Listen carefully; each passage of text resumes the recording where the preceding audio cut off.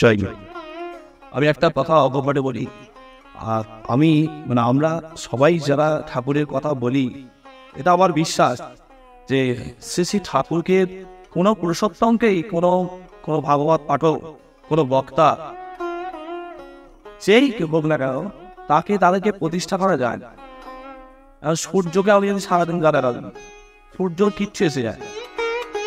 তাই ওই পঞ্চানন সরকার যখন বলেছিলেন, আশ্রমে যখন তিনি এলেন, সুশীল বসু তাকে যখন নিয়ে এলেন, পঞ্চানন সরকার ডাক সাইডে যুক্তিবাদী প্রহৎ তর্কবি, পিসি কলেজের বাদেরার পিসি কলেজের দর্শন ছাত্রের অধ্যাপক ইহার মানুষ যখন এলেন, সবাইকে তিনি তার যুক্তিতে কচুকাটা করে দিচ্ছেন।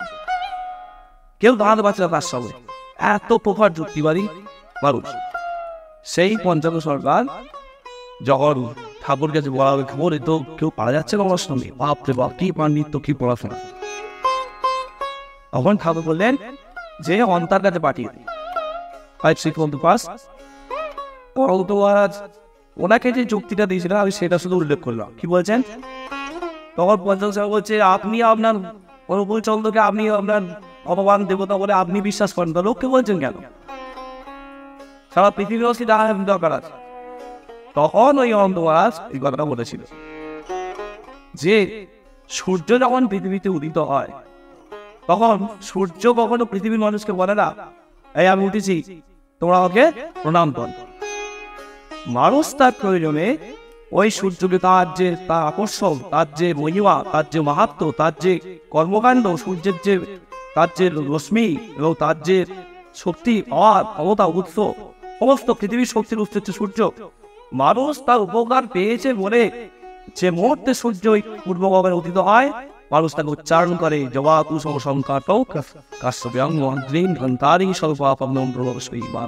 আর অনেক মন্ত্র আছে। তাহলে প্রয়োজন তো আরো মানুষের, সেরা অবতার পুরুষ রামচন্দ্র থেকে শুরু করে এদাবৎ কাল শ্রীরামচন্দ্র যে অবতার পুরুষ পৃথিবীতে এসছেন, কারা কখনো মানুষকে বলে না ভাই ভগবান আমাকে তোমরা প্রচার করো।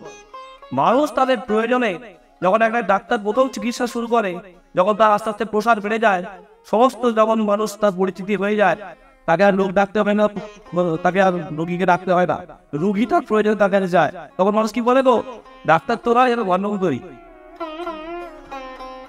তাহলে মানুষ একটু একটু করে যখন রামচন্দ্রের প্রয়োজনীয়তা বুঝলো, একটু একটু করে শ্রীকৃষ্ণের প্রয়োজনীয়তা বললো সমাজের বুকে, এই দেশের বুকে, মানুষের এই জাতির বুকে যখন এই অবতার পুরুষদের গুরুত্ব বুঝলো, ওই শ্রী চৈতন্য মহাপ্রভু রামকৃষ্ণ জেসাস খ্রাইস্ট, পৃথিবীর প্রত্যেকটা মানুষ যখন তাদের গুরুত্ব, তাদের অবদান বুঝতে পারলো যে হ্যাঁ এদের যুগের প্রয়োজন আছে, তখন কিছু কিছু মানুষ তাদের কাছে নতিষ্কার। সূর্য কখনো বলে না তোমরা আমাকে প্রণাম কর, মানুষ তার প্রয়োজনের প্রণাম। এই হচ্ছে তার লজিক, যুক্তি। এবং আপনারা শুনতে অবাক হয়ে যাবেন, 10.5 দিন আলোচনা হয়েছে কন্টিনিউ টানা, 10.5 দিন। সেই 10.5 দিন আলোচনার পর পঞ্চানন সরকার মাথাটা নত করলেন তোমার দীক্ষা গ্রহণ করলেন, এবং সারা জীবন সেই ঠাকুরকে মাথায় নিয়ে ঠাকুরের সমস্ত কর্মকাণ্ড পরিচালনা করেছিলেন এই পঞ্চানন সরকার। আজকে এই যে পাঠ হয়েছে সংস্কার, এই সংস্কার এত কঠিন বিষয়, এই বিষয়ে বলতে গেলে অনেক সময় লাগবে। আমি ছোট্ট ছোট্ট দু একটা ঘটনা বলে আমি আলোচনা শেষ করবো, আর আলোচনা দাদাভাই করবে। আজকে সভা বলেই এই সংস্কার ঠাকুরের একটা খুব ছোট্ট বাণী দিয়ে, ইংরাজিতে বাণী, এবং এটা খুব সুন্দর বাগ্মিমূলক প্রলয় পর খুব বলেন যে doing practice, practice and practice, practice turn into habit, habit turn into instinct. তারপরে প্রতিনিয়ত তুমি অভ্যাসের মধ্যে থাকো, অভ্যাস করো, মানে অনুশীলন করতে করতে করতে করতে এই যে আমি অক্রোধী, আমি অমানি, আমি নিরলস, একদিন হবে না। এই জন্মান্তরের সংস্কার নিয়ে আমরা জন্মেছি, কত প্রাণ করেছি, প্রারব্ধ কর্ম, সঞ্চিত কর্ম, সঞ্চীয়মান কর্ম, অতিপ্রারব্ধ কর্ম, এত বড় পর আছে, গাড়ে গাড়ে সব চেপে আছে।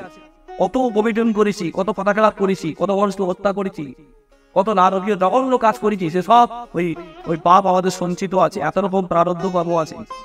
ওইটাকে ওভারকাম করে মানুষ যখন মনুষ্য জন্ম ধারণ করে, তখন কিন্তু সব কিন্তু কর্মবার একটা একটা করে ফলে।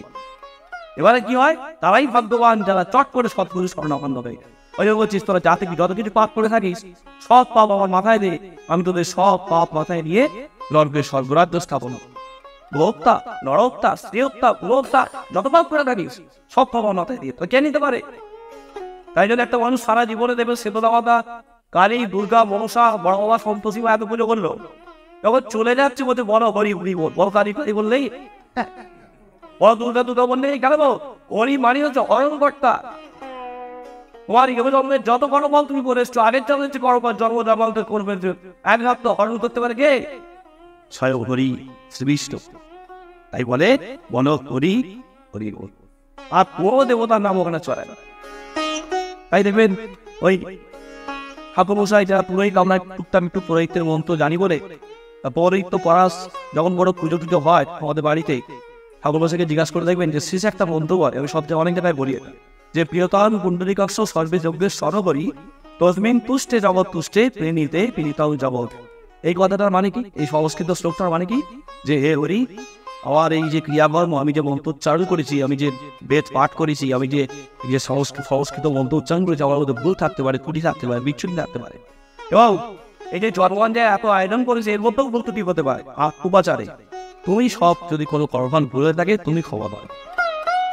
মানে শিবকে বললো না কেন নিতে, কালীকে বললো না কেন নিতে, দুর্গাকে আর নিতে বললো না? পারবে না, কারো শক্তি নেই পৃথিবীতে নেওয়া, একমাত্র শ্রীকৃষ্ণ। তাই কি বলে শেষ মন্ত্রটা বলে, কি বলে? হাতে জল নিয়ে বলে যে যদ বৈকুণ্ঠম জাত তদ্দশ প্রসবায় শ্রীকৃষ্ণের চরণে আত্মনমস্ত। কি বলে এটা? এর মানে হচ্ছে আমি যা কিছু পাপ করলাম, মন্ত্রোচ্চারণ ভুল হতে পারে, উপাচারে ভুল হতে পারে, জোগাড়ে ভুল হতে পারে, আয়তনে ভুল হতে পারে, সব ভুল তুমি ক্ষমা করে ওয়াক করে তোমার চরণে তুমি নিয়ে নাও। আমার তো ক্ষমতা নেই আমি এদের পাপ বরণ করবো, আমি তো পুরোহিত, সমাজের মানুষ, তুমি নিয়ে নাও। হ্যাঁ দেখো, পুজো করছি কালী, শক্তির উপাসনা করছে, পুজো করছে দুর্গা, শক্তির উপাসনা করছে, পুজো করছে সারাত্রি দেবাদিদেব মহাদেবের, কিন্তু কর্মকাণ্ডা দিচ্ছে কিন্তু শ্রীকৃষ্ণ। তার মানে সবের অধিষ্ঠান হচ্ছে শ্রীকৃষ্ণ, সুপ্রিম পাওয়ার। তাই গুরুকে, সৎগুরুকে the supreme boss of the whole world system, চন্দ্র, সূর্য, গ্রহ, নক্ষত্র, স্থাবর, জঙ্গল, কীট, পতঙ্গ, অণু, পরমাণু সবের অস্তিত্বের হচ্ছে ধারক এবং বাহক হচ্ছে ওই ভগবান শ্রীকৃষ্ণ, ওই ভগবান বুদ্ধ, ওই ভগবান ভজরথ রসুল, ওই ভগবান শ্রী চৈতন্য মহাপ্রভু, ওই ভগবান শ্রী রামকৃষ্ণ, ভগবান এরা ধারণ করতে পারে মানুষের পাপ।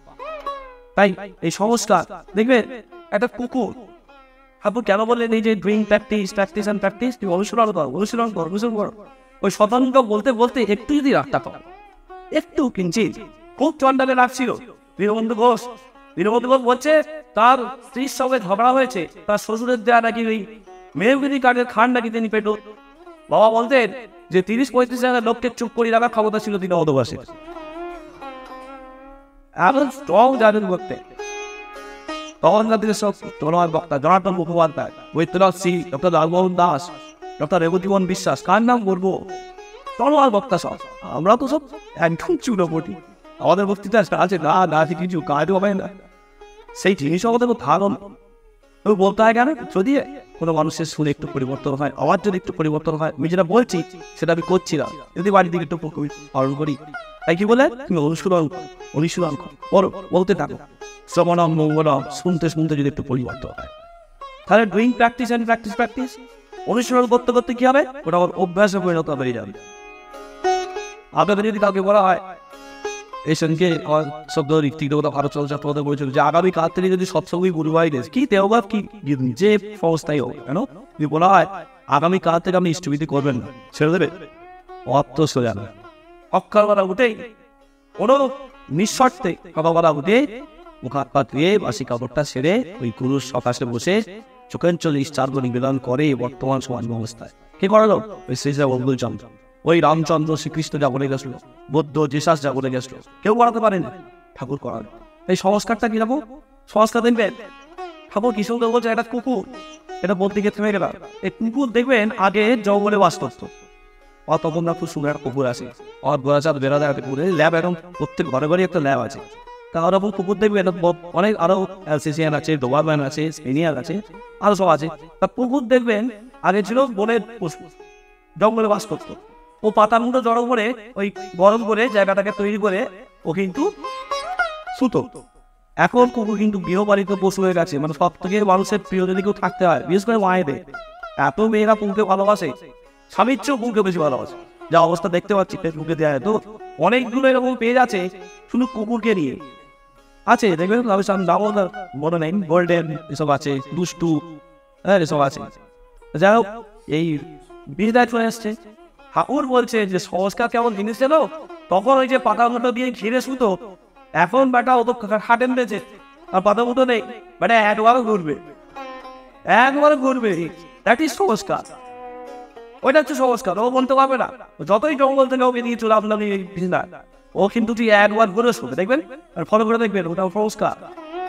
দেখবেন আমাদের পায়ে পা ঠেকলে দেখবেন চট করে হাতটা মাথায় চলে যায়, দ্যাট ইজ সংস্কার, ওটা সংস্কার। কেন? আমাদের জন্মান্তরের যে আমাদের আমরা জানি জেনে এসেছি, সংস্কারে তো ঢুকে গেছে কি মানুষের মধ্যে ভগবান বাস করে, দেখুন না? এই যেমন পা ঠেকে গেলেই হাতটা চট করে চলে যায় অটোমেটিক। হ্যাঁ, তাই বলছেন কুকুর কি সুন্দর, ওই যে জঙ্গল থেকে ভিসা এসছে, ও কিন্তু সংস্কার হচ্ছে, ও কিন্তু একটু ঘুরে শোবে, তাহলে ওটা অভ্যাস, ওটা সংস্কারের ইনস্টিংক্টে গেঁথে গেছে। তাই ঠাকুর বললেন কুকুরের থাকবে ভক্তি, নিষ্ঠা, আনুগত্য, প্রীতি প্রবল, প্রভুর নির্দেশ ছাড়া খায়রা লোভনীয়তা থাকে সকল, প্রবল বিরয় দ্বিগুণ ত্যাজে, এমন অনেক কুকুর দেখো নিষ্ঠা, আনুগত্য, প্রীতি থেকে ওদের কাছে পারদর্শিক। কুকুর সে যদি তার মাংসের লোভকে ত্যাগ করতে পারে, একটা মাংসের টুকরোকে সে মুখে দিয়ে তার বাচ্চাকে খাওয়াতে পারে, নিজে খাচ্ছে না, কতখানি সে লোককে কন্ট্রোল করেছে, তাহলে মানুষ কেন পারবে না? মানুষ কেন পরিবর্তন করতে পারবে না? তাই দেখবেন অবতার পুরুষ এসেও কিন্তু মানুষকে ইসলাম নিবেদন করতে পারেননি। হযরত মুহাম্মদ জাকাতের কথা বলেছিলেন, সিজদের জিন্দা অবস্থায় আছে 10 মণ, জিসাস ক্রাইস্ট 4 জিনের কথা বলেছিলেন, ভগবান শ্রীকৃষ্ণ বলেছিলেন পত্র পুষ্প ফল জগৎতা প্রয়োজনী, সব বলে গেছেন। জীবে দয়া নামানুজি বৈদক সমান চৈতন্যদেব। টাকা রেখে বলি অবদায়নী করে যখন আসবি 2 পয়সার বাতাসা নিয়ে আসবি, আর আমার কাছে যখন আসবি 2 টাকার ভক্তকে নিয়ে আসবি, সালাম প্রেম মানে ভালোবাসা মানে সব বলেছে, কেউ করাতে পারেনি। আমার পুরুষোত্তম আমার গুরুদেব তিনি এই কলি যুগে দাওয়াত যুগে এসে মানুষকে সকালবেলা বিনা শর্তে চোখের জলে নির্মাণ করছে ইষ্টবেদী মায়া দেব পিতা প্রত্যয় তব প্রবিষ্ট আত্মভৌতিত বৈষ্ণব বন্ধু পারিপার্শ্বিকা। হে দয়াল, হে প্রভু, তুমি আমাকে আলো দিয়েছ, বাতাস দিয়েছ, জল দিয়েছ, তোমার করুণার শেষ নেই। আমি আজকে ইষ্ট নির্দেশে তোমার এই অর্ঘ আমি নিবেদন করছি, গ্রহণ করো, তীর্থকৃত হও। এই প্রার্থনা তিনি জানাচ্ছে, মানুষ জানাচ্ছে আজকে, এই বিজ্ঞানটা বুঝেছি। তাই দেখবেন এই যে সংস্কারের কথা বলছে, এই জন্মান্তরের সংস্কার কিন্তু একে কিন্তু মানুষ নষ্ট করতে পারে না, থাকবেই। বাবা খুব সুন্দর একটা কথা বলেছিলেন, একটা পাহাড়কে যদি বলা হয় একটা পাহাড় 10 মাইল দূরে সরে গেছে, এটা বিশ্বাস করা যায়, কিন্তু মানুষের অভ্যস্ত সংস্কারকে পরিবর্তন করা যায় না। যে মা তাকে যা এই যে রামকৃষ্ণদের তিনি লেখাপড়া জানতেন না, ঠাকুর বলছেন অবাই কথা কেউ কবি জানে, এত সুন্দর ন্যাংলা ভাষায় বলে গেছেন। কি বলছে? বলছে এরই কোদিক যাও রে বাবু, চোর কি সারা নয়। ছোট্ট কি বলছেন?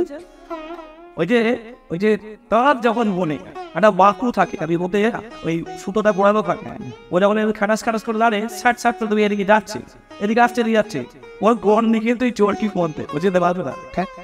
এটা খাটাস করে আওয়াজ হচ্ছে, ওই যে এদিক ওদিক যাও রে বাবু হচ্ছে, চোর কি চালো নয়, চন্ডাও গাড়ি যেতে পারবে না। কেন গো?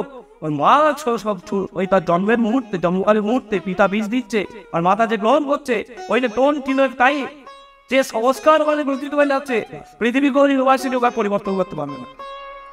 যোগেশ ফেরত আসবে, তাই বিবেকানন্দ বলেছিল জন্মের আগের থেকে হয় দেবতা না দাঁড়াও, জন্মের আগের থেকে অঙ্কিত হয়ে যায় বইয়ের মধ্যে, সে দাঁড়াও হবে কি দেবতা হবে।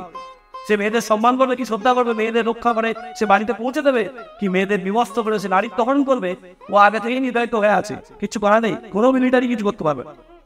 তাই ঠাকুর এ যুগে এসে এত জোর দিলেন বিবাহটার উপরে। তাহলে কি হবে? বিবাহ করলে কি হবে?